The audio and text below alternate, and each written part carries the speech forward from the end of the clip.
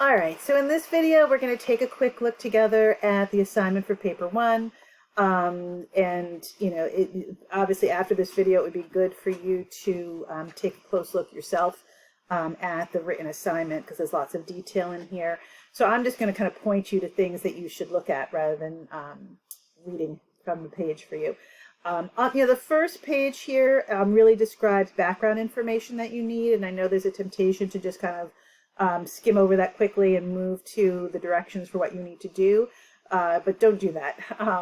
Do read this carefully and do follow the links. So that, for this paper assignment, essentially, it's more of a critical thinking assignment. It's asking you to demonstrate to me that you either already know or have learned through this assignment how to how to identify a peer-reviewed article, how to find peer-reviewed articles, how to do an initial quick read of a peer-reviewed article, and you'll do more of that in the second paper assignment. And also to know and understand how different peer-reviewed research is from internet resources, or most internet resources that you're going to find. And so to accomplish that, you're going to need to find 3 sources. You're going to need to find a peer-reviewed article using the library databases, which is also an important skill I need to know that you have before we finish our time together. So you're going to have to use the library databases. And then you're going to find 2 internet sources through a Google search, and you're going to answer questions and compare them. So the first thing I need you to do is to follow this link to a page that helps you to understand what makes for academically qualified websites and websites that are not academically qualified. So follow that link, take a look at that, read through that information, and then save it for when you're writing your paper, or make note of the fact that you have to come back to it. And then there's a whole description here about the difference between peer-reviewed articles and other kinds of publications. And so make sure you read through those and then follow this link for a library guide to how to find peer-reviewed articles using the library databases. So these are really important skills. Without these, it's going to be hard to complete the rest of the paper. Once you do those things, the current assignment, you have to submit an article to me by February 20th, so in about a month. And so, earlier rather than later, you should explore the library databases, explore that tutorial on how to use them, and, kind of find your way around. You're going to have to pick a topic related to psychology. And so essentially any topic related to human behavior and mental processes. A little bit more specific is better than very, very broad. So, just looking at child development is far too broad, or just looking at depression is far too broad, but looking at language development in 2-year-olds is nicely specific, right? Or play behavior in 5-year-olds is nicely specific. Or looking at treatment of depression in teens, or depression in college students, right? Any of those would be nicely specific. And it's just going to make your search life a lot better to be more specific. If you're too broad, you're going to have like 20,000 articles that it's going to give to you when you do that search, and you want to narrow that down. Our librarians are available. If you go to our library website, you'll see a little pop-up immediately. Our librarian's available for immediate chat during regular business hours. You can also make virtual or in-person appointments with a librarian to help you find a peer-reviewed article, and I would highly recommend doing that. Our librarians are awesome, and they know those databases inside and out, and a one-to-one, either in-person or virtual appointment will go a long way to making your life much easier to getting this paper assignment done, especially if you haven't used library databases to find peer-reviewed articles before. So you're going to find your peer-reviewed article, and you're also going to find 2 websites on the same topic, and that should be pretty easy. One of those websites needs to be something that you think is appropriate for academic use, using, again, that guide on that first page, the link that I gave you, and one that would not be appropriate for academic use.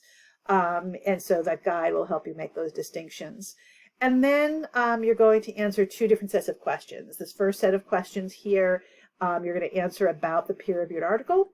And you're going to tell me what type of research did they carry out, what data collection methods did they use, and then explain why peer-reviewed sources are trusted in general and why this specific peer-reviewed article is a good choice for academic information.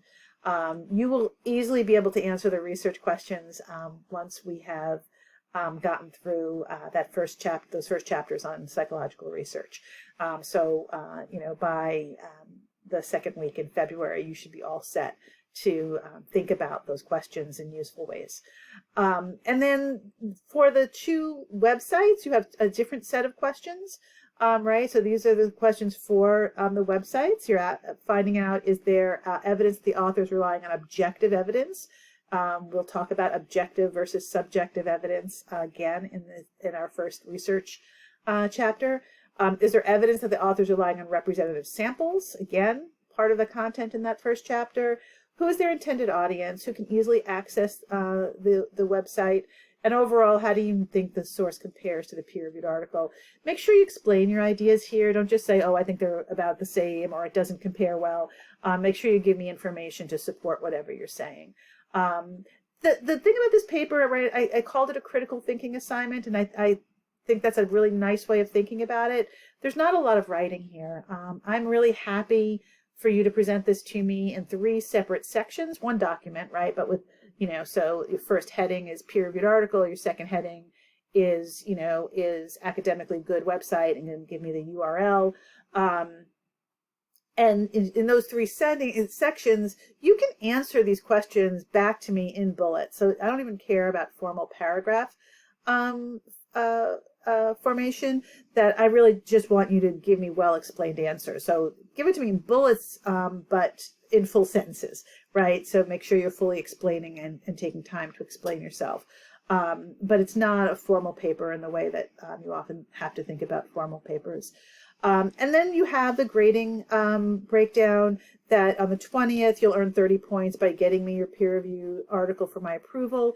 If you give me something that doesn't meet approval, so it's not a peer-reviewed article or it's not a research-based article, you need to find a research-based article for this, right, in order to answer those questions.